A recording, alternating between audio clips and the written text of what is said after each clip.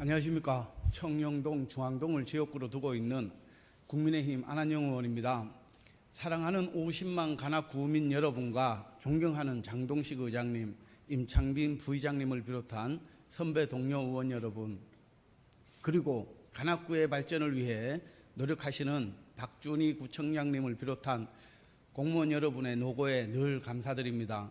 오늘 저는 구정질문에 대한 정책 반영 여부에 대해 이야기하고자 이 자리에 서게 되었습니다. 자료 화면 보여주세요. 제287회 본회의에서 존경하는 이경관 의원님께서 구정질문으로 수의계약에 대한 문제를 제기하신 적이 있습니다. 특히 부녀지간 사업장 등록을 통해 특혜를 받은 것으로 보이는 사례에 대해 지적하셨습니다. 그리고 구청장님께서 그 부분에 대해 신경을 쓰겠다고 답변하셨습니다. 그런데 2024년 행정사무감사 시 수의계약을 살펴보니 똑같은 문제가 발생하고 있었습니다. 구정질문 이후 부녀지간인 두 업체가 2년간 수의계약으로 받아간 계약 금액이 12억이 넘습니다. 과연 구정질문 이후 변화가 있었다고 생각하십니까?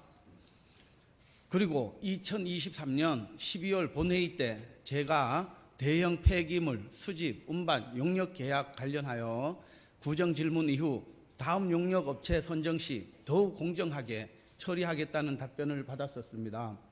하지만 2025년에서 2026년까지 2년간 대형 폐기물 처리 용역 업체 선정과 관련한 입찰 공고가 지난 12월 긴급 공고로 올라오면서 전년도와 또 다른 평가 기준이 제시되었고, 제 개인적인 판단일 수 있겠지만 오히려 전년도보다도 기존 업체가 아닌 이상 새로운 업체가 진입할 수 없도록 진입 장벽이 만들어졌다는 생각이 들었습니다.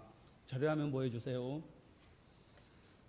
왜냐하면 2023년, 2024년 점수표를 비교해 보았을 때 현재 용역을 수행하는 업체가 아닌 이상 고득점을 받기 어렵게 점수표가 바뀌었다는 의심을 할 수밖에 없었습니다.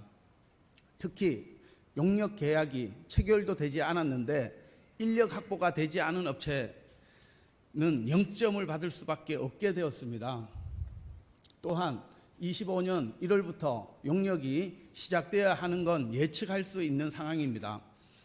2024년 11월 긴급 공고를 올려서 입찰을 진행하는 것도 이해가 되지 않습니다.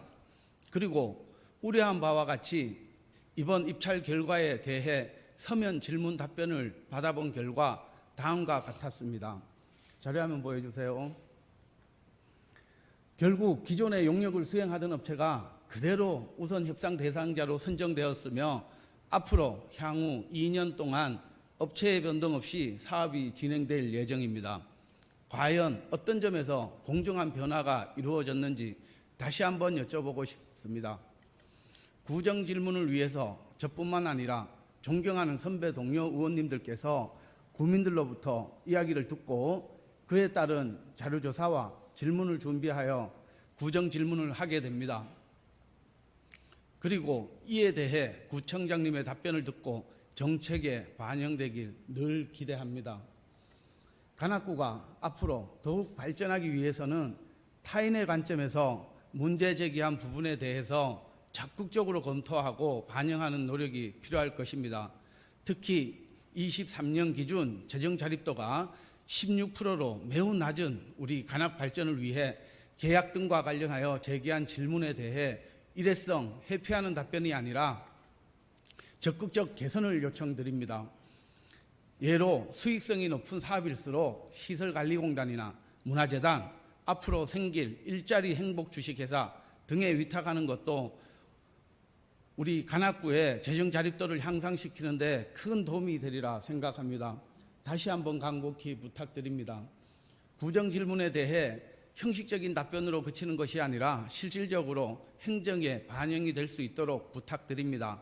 다가오는 설날 새해 복 많이 받으십시오. 경청해 주셔서 감사합니다.